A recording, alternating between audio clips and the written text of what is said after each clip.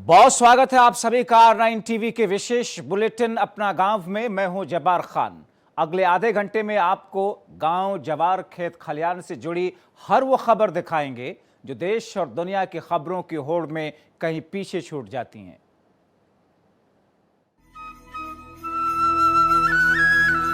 राजधानी लखनऊ में डीएम के आदेश के बाद में सरकारी जमीन पर से अवैध कब्जा हटाने का काम शुरू हो चुका है। आज मोहनलालगंज तहसील के सिदौली खुर्द गांव में पशुचर पर रॉयल ग्रुप के बिल्डरों के जरिए किए गए अवैध कब्जे को हटाया गया। तस्वीरें आप देख रहे हैं, धराशायी की जा रही है। उन तमाम इमारतों को, उन तमाम जगहों को साफ किया जा रहा है जो कि सरकारी जमीन है और जिस पर अवैध कब्जा चल रहा था।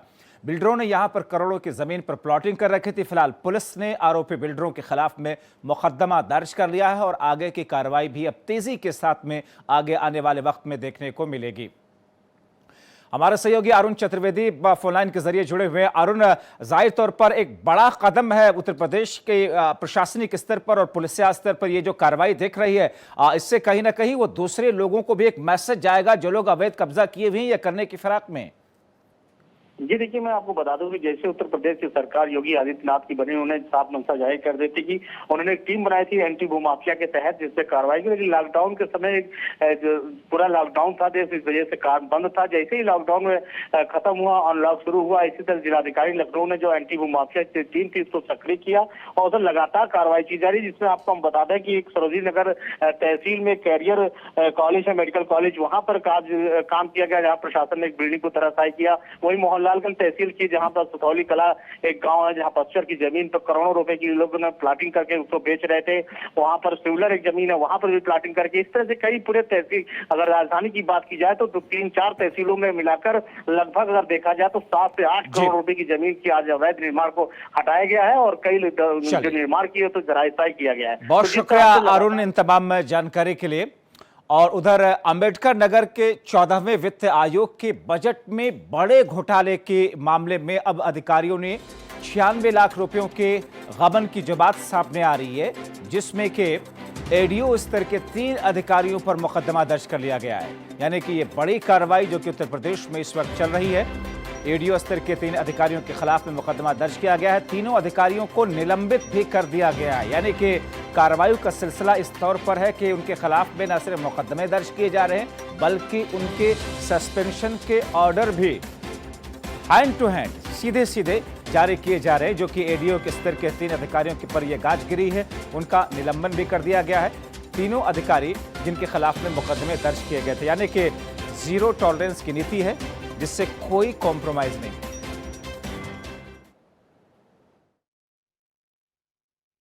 कटहरी में ऐसा संज्ञान में आया है कि वहाँ पर संयुक्त अकाउंट नहीं था और वो एकल खाते से संचालित हो रहा था। और पिछले 1 वर्ष में जो 1 वर्ष से कुछ अधिक अवधि में जो हमारे 3 सक्सेसिव एडीओ पंचायत थे, उन्होंने करीब 96 लाख रुपए के धनराशि का व्यापहरण किया है।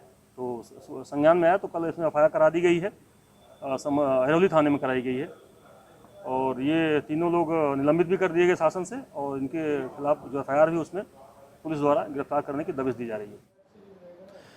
अलीगढ़ में एक बार फिर से मानवता शर्मसार हुई है। जटारी कस्बा क्षेत्र में एक व्यक्ति एक महिला को बहुत बुरी तरीके से पीट रहा है। तस्वीरें आप देख रहे हैं जिसका वीडियो इस तरीके से सामने आया है।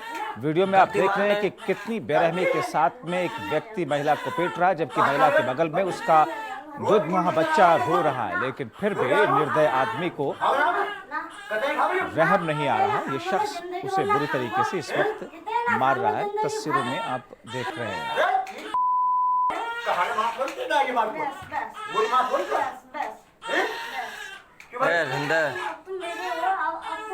फर्श पर जमीन पर एक मासूम बच्चा पड़ा तड़प रहा है, मगर फिर भी शख्स को तरस नहीं आ रहा।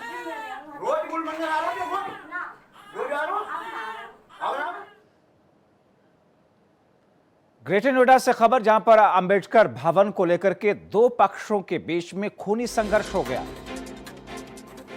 दोनों पक्षों में जम करके लाठी डंडे यहां पर चले। 8 लोग गंभीर रूप से घायल बताए जा रहे हैं। एक शख्स की हालत काफी नाजुक है, अस्पताल में जिसका इलाज चल रहा है। बताया जा रहा है कि सूरजपुर थाना इलाके के मुबारकपुर गांव की यह घटना है, जहां पर अंबेडकर भवन को लेकर के दो पक्षों के बीच में जमकर के बहस हुई। उसके बाद में कुछ इस तरीके से हंगामा बढ़ा कि खूनी संघर्ष में तब्दील हो गया। खबर बरेली से, जहां पर प्रेम प्रसंग में युवक की गोली मार करके हत्या कर दी गई। हालांकि हमलावर घटना को अंजाम देकर के फरार हो गए। उत्तर प्रदेश का बरेली का इलाका, जहां पर ये वारदात अंजाम दी है कुछ लोगों ने। मृतक के परिवार में कोहराम मचा हुआ है। कुलड़िया थाना क्षेत्र के गांव जवेदा की यह घटना बताई जा रही है, जहां पर प्रेम प्रसंग में एक शख्स की गोली मार करके हत्या कर दी जाती है। हालांकि पुलिस इस पूरे मामले पर छानबीन कर रही है। और अब बात है ग्राम प्रधान की लापरवाही की। आगरा में ग्राम प्रधान की लापरवाही का खमियाजा एक गर्भवती महिला को भुगतना पड़ गया। खबर पिनाहट थाना क्षेत्र के जोधापुर गांव की है, जहां पर घर में शौचालय न होने की वजह से गर्भवती महिला को शौच के लिए घर से बाहर जाना पड़ा। उसे प्रसव पीड़ा हुआ और उसने बच्चे को वहां पर जन्म दे दिया, जिसके बाद में नवजात बच्चे को जंगली जानवर जंगल में खींच करके ले गए और अपना निवाला बना लिया। परिजनों का आरोप है कि चचिया ग्राम पंचायत ओडीएफ घोषित है, लेकिन आज तक ग्राम प्रधान ने उनके यहाँ शौचालय का निर्माण तक नहीं करवाया है। फिलहाल ग्रामीणों ने ग्राम प्रधान के खिलाफ में जांच की मांग की है।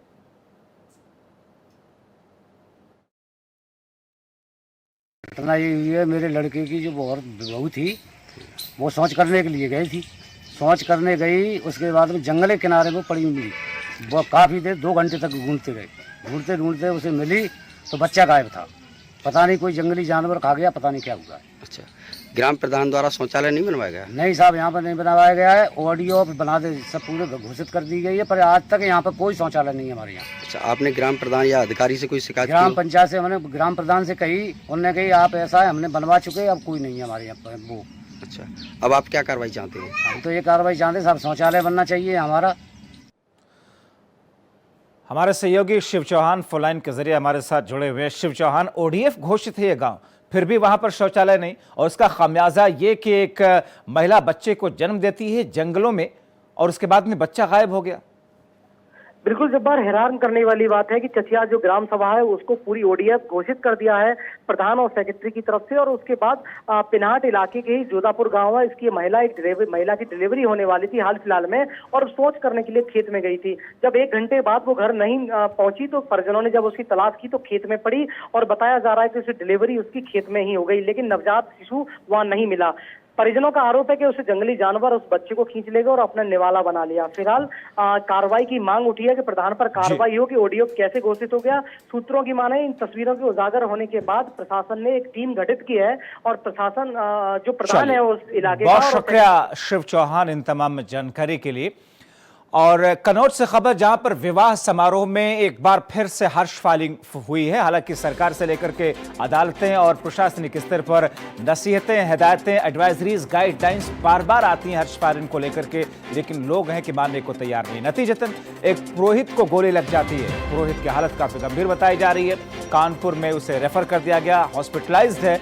हर्ष फायरिंग करने वाला शख्स शराब के नशे में था। घटना के बाद में आरोपी फरार हो गया।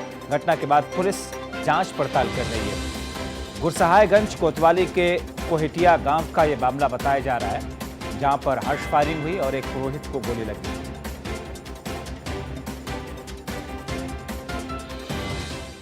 और आपको दिखाते हैं चोरों की कारस्तानी, जो कि उत्तर प्रदेश के मऊ जिले से सामने आई है। सीसीटीवी कैमरे में चोरों की पूरी कारस्तानी कैद हुई। तस्वीरों में आप देख रहे हैं, घर में रखे लाखों के जेवरात पर चोरों ने हाथ साफ कर दिया। किस तरीके से घर के अंदर ये लोग घुस रहे हैं, दरवाजा खोलते हैं ये चोर।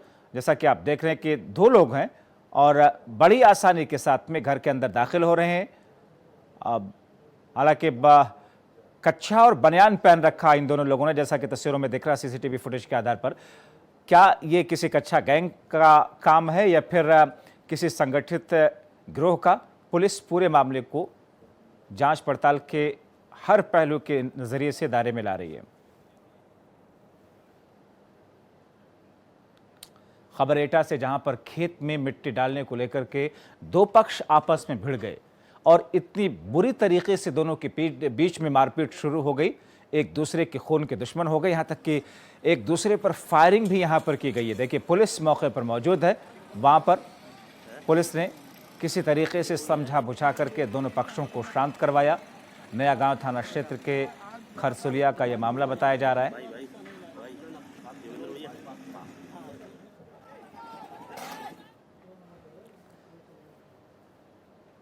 बाराबंकी के बदोसराय इलाके में गांव केतारपुर में आज 2 चौकीदार आपस में भिड़ गए। उनकी भिड़ंत इस कदर हुई कि एक चौकीदार की जान चली गई। बताया जा रहा है कि चौकीदार ने एक साथ पहले जम करके शराब पी। दोनों में सीनियर कौन है, इस बात को लेकर के कहासुनी हो गई। बात इतनी बढ़ी कि दोनों में मारपीट हुई और इस दौरान चोट लगने से एक चौकीदार की मौके पर मौत हो गई। फिलहाल पुलिस ने आरोपी चौकीदार को गिरफ्तार कर लिया है और मामले की छानबीन कर रही है।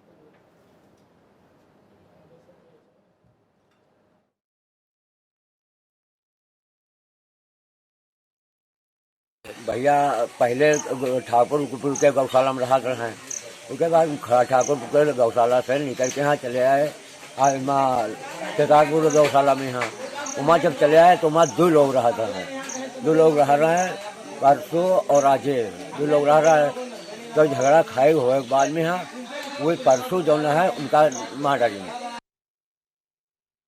ये सूचना प्राप्त हुई थी कि केतारपुर में बीती रात 2 चौकीदार हैं वहाँ के, उन्होंने शराब पी। उसके बाद उनके बीच कहासुनी हुई कि कौन सीनियर है या किसकी ज़्यादा जिम्मेदारी है, सुपरवाइज़र है, कौन चौकीदार है। इसको लेके झगड़ा हुआ। उसमें एक पक्ष ने दूसरे चौकीदार को फावड़ा चलाकर मारा। रायबरेली के लालगंज थाना इलाके में उस वक्त हड़कंप मच गया जब साइकिल पर बैठ करके जा रहे मां बेटी को तेज रफ्तार कार ने टक्कर मार दी और इसके बाद में बुजुर्ग महिला की मौके पर मौत हो गई, जबकि उसका बेटा बुरी तरीके से घायल हुआ। जिसके बाद में ग्रामीणों और परिजनों ने महिला का शव सड़क पर रख करके विरोध प्रदर्शन किया। आक्रोश में वहां पर हंगामा हुआ। ऐसे में सूचना के बाद में मौके पर पुलिस ने पहुंच करके उस चालक की गिरफ्तारी की, आश्वासन की बात कही, जिसके बाद में लोगों ने जाम हटाया।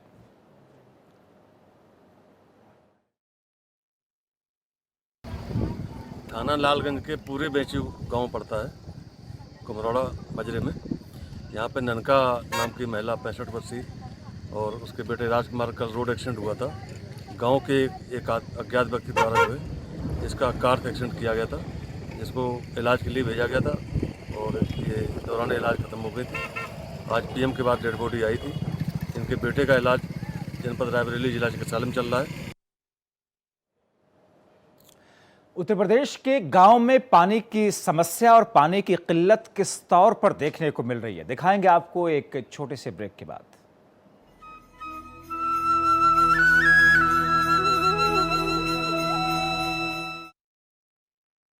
अब वक्त है उसको अपनाने का जो अपना है। अब वक्त है उसका हाथ थामने का जो अपना है। रूप मंत्रा, an Ayurvedic local brand of beauty and health products. Support स्वदेशी products, support रूप मंत्रा और बने vocal for local.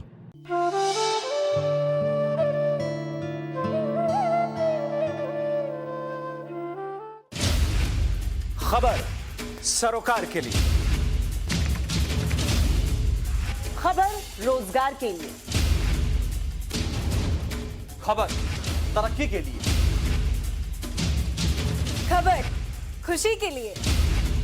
R9 TV सिर्फ खबर के लिए।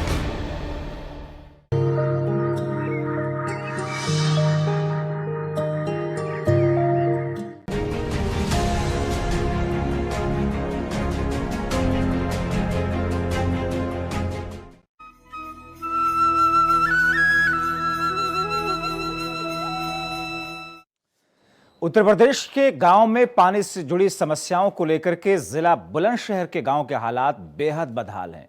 जल निगम की व्यवस्था लगभग सभी गांव में बदहाल है। पीने के पानी को लेकर के लगातार गांव में समस्या बनी हुई है। सालों से गांव में पानी की टंकी बनकर तैयार खड़ी है, लेकिन उसके टावर सप्लाई गांव वालों को नहीं मिल पाई।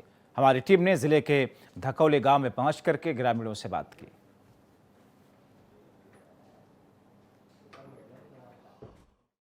शबाना जी, पीने का पानी मिल पाता है गांव में? टंकी तो लगी हुई है। टंकी लगे हुए, जब से पानी लाते पड़ोस में से। पड़ोस में से लाते हैं? हाँ। तो कब से चल रहा है? टंकी तो लगी देखी हमने। ये तो बस सिर्फ टंकी लगे हुए तो है, हमारे नाम के लिए, पानी के लिए नहीं है। अच्छा, हाँ। कोई आपने शिकायत की किसी से? हमने न करे किसी से भी शिकायत। पानी ऐसे ही ढो रहे हैं। हाँ। आपका क्या नाम है? नहीं माँ। नहीं माँ जी, क्या कहेंगी? पानी की टंकी तो लगी हुई है। कहा पानी की टंकी का फायदा, तो टंकी लगाने का। जब से हमारी शादी हुई जब से हम ऐसी पानी ढोला रहे हैं, कभी किसी के से कभी किसी के से, ऐसे कब तक हमारा चला गुजारा है। बहुत से के लग रहे हैं पानी के, बहुत से के ना लग रहे। ग्राम ढकौली के प्रधान हमारे साथ हैं, बातचीत करेंगे, समझेंगे कि जल निगम द्वारा टंकी लगाने के बाद भी पानी की सप्लाई गांव में क्यों गांव वालों को नहीं मिल पा रही है। क्या नाम है प्रधान जी? मेरा नाम इफ्तिकार अली है, ग्राम प्रधान पति हूँ। ये बता पाएंगे क्या समस्या है, क्या वजह है, क्यों पानी की सप्लाई गांव वालों को नहीं मिल पा रही? कहीं ना कहीं परेशानियों का सामना करना पड़ रहा है, एक दूसरे मोहल्ले से पानी ढोना पड़ रहा है महिलाओं को। परेशानी ये है, इसकी जो पाइपलाइन है वो बिल्कुल ठप है, वो बिल्कुल रद्दी पाइपलाइन डाली है उन्होंने। तो इसकी आपने शिकायत करी है? हाँ, हमने कई बार डीएम साहब से भी शिकायत करी है, तहसील दिवस में भी शिकायत करी है। 13 जनवरी को 2016 में हमने बाय हैंड बिल्कुल डीएम साहब के यहाँ दफ्तर में शिकायत करी। उसमें संज्ञान भी लिया, जो बी चंद्रकला ही डीएम साहब, उन्होंने संज्ञान भी लिया। हमने पाइप भी दिखाया उनको, तो उन्होंने उसमें जो उनका दफ्तर था उसमें उन्होंने सबके सामने दिखाया वो पाइप। तो वो पाइप सचमुच में ही ख़राब था। उन्होंने जो अधिकारी उनको आदेश भी दिए कि इसको दोबारा से सॉकेट डाल के। कोई नहीं आया, नहीं किया? ना कोई कार्रवाई नहीं हुई इसमें। खबर उत्तर प्रदेश के उन्नाव से, जहां पर विकास खंड सिकंदरपुर सरोसी के कई गांवों में पानी की लचर व्यवस्था से गांव वालों की मुश्किलें काफ़ी ज़्यादा बढ़ी हुई हैं। गांव के कई हैंडपंप स्टैचू बने ग्राम वासियों को चिढ़ा रहे हैं, तो कहीं पर लोगों को पानी के पीने के लिए कई किलोमीटर जाकर के अपनी प्यास बुझाने के लिए मजबूर हैं लोग। देखिए हमारी रिपोर्ट। जल ही जीवन है, जिसको लेके अगर बात की जाए तो पूरी तरीके से उन्नाव के, इस समय हम सरोसी ब्लॉक में खड़े हैं और ये गांव है करोन फर्स्ट, जहां के लोगों का कहना है कि अगर यहां की बात की जाए सरकारी हैंडपाइपों के, तो अधिकतर हैंडपाइप खराब रहते हैं और घरों में जो हैंडपाइप की बोरिंग होती है वो लगभग 15 लेवल पे होती है, जिसका पानी फ्लोराइड युक्त होता है। हमारे साथ यहाँ कुछ लोग हैं, हम उनसे भी बात करने की कोशिश करेंगे और बात करके मालूम करेंगे कि यहाँ का जो पानी है वो पीने में कितना कैसा लगता है। यहाँ पे तो ज्यादातर बिगड़े हुए हैं हैंडपाइप, जैसे यहाँ हमारे सामने बिगड़ा हुआ है, उधर भी बिगड़ा हुआ है, पीछे यहाँ पे हैं वो भी सही हैं, एक दो नहीं, बाकी फिलहाल तो कुछ ऐसा ही है कि बिगड़े हुए पानी है। पानी मिलता है, पानी पीने को सही साथ पानी है, वो घर में है, काफी मेहनत करनी पड़ती है। 10 साल से तो ये सही नहीं है। यहाँ पे कोई कहता है तो कोई सुनता नहीं है, अगर किसी से कहो तो कहेंगे आज नहीं, कल नहीं, पहले फिर कभी। इसी वजह से हम लोग बाहर से ही पानी ज्यादातर लाते हैं। और अगर हैंडपाइप की बात की जाए तो पूरी तरीके से अधिकतर यहाँ हैंडपाइप लोग बता रहे हैं खराब रहते हैं, जिसकी कोई देखरेख करने वाला नहीं है। उन्नाव से कैमरामैन राहुल के साथ अश्वनी अवस्थी, उन्नाव, R9 TV उत्तर प्रदेश। और अब बात ललितपुर जिले के, जहां पर आजादी के कई दशकों के बाद ग्रामीणों को पीने का पानी नसीब नहीं हो रहा। लोग 2 किलोमीटर की दूरी तय करके पानी लाते हैं। खबर जखौरा थाना इलाके के बामनोली गांव और रसोई गांव की, जहां पर पीने के पानी को लेकर के लोगों को काफ़ी परेशानियों का सामना करना पड़ रहा है। ग्रामीणों के मुताबिक गांव में पीने के पानी के लिए कोई व्यवस्था नहीं। ऐसे में महिलाओं और यहां के लोगों को करीब 2 किलोमीटर दूरी तय करके पीने के लिए पानी लाना पड़ता है।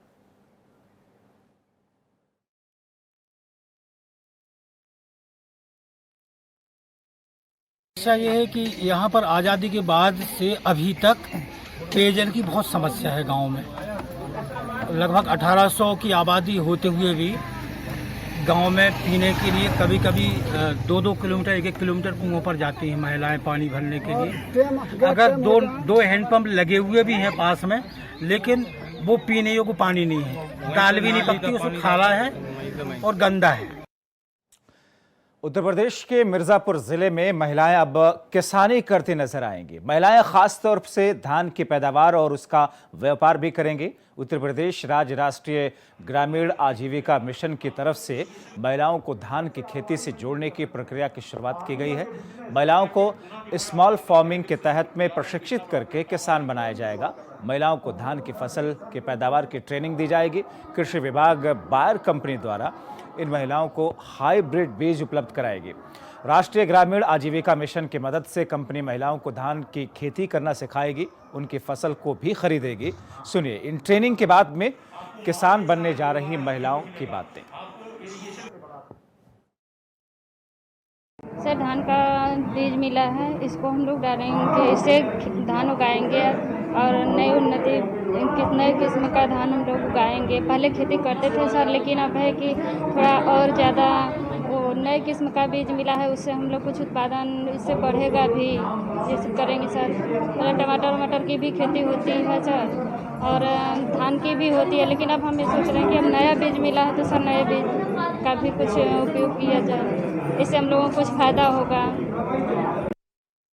देखिए, महिला सशक्तिकरण की दिशा में ये माननीय मुख्यमंत्री जी के आदेशानुसार उठाया गया एक बहुत महत्वपूर्ण कदम है। और ख़ास तौर से जो ये कोरोना वायरस की वजह से जो लॉकडाउन की स्थिति आ गई थी, एक आर्थिक मंदी जो आई थी, तो उस आर्थिक मंदी को दूर करने के लिए माननीय मुख्यमंत्री जी की तरफ से ये एक सोच सामने आई है, एक डायरेक्शन सामने आया है कि हमारे जितने भी प्रदेश में परिवार हैं, उनमें हर परिवार की अगर महिला को हम लोग मजबूत कर देते हैं, सशक्त कर देते हैं आर्थिक रूप से, तो निश्चित रूप से इस आर्थिक मंदी के दौर में वो अन्य साधनों से अपने हस्बैंड के साथ, अपने परिवार के साथ मिलकर वो खुद भी अपने को आर्थिक रूप से मजबूत करते हुए अपने घर को चलाने में, अपने बच्चों की लिखाई पढ़ाई कराने में निश्चित रूप से एक बहुत सशक्त भूमिका का।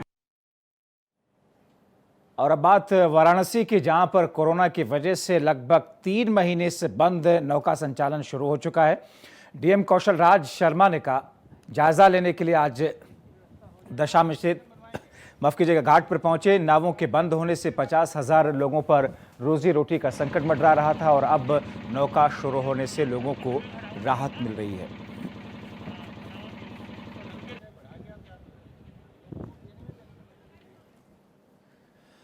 और इसी के साथ अपना गांव में अभी के लिए बस इतना ही, लेकिन देश प्रदेश दुनिया की बाकी खबरों के लिए आप बने रहिए R9 टीवी के साथ।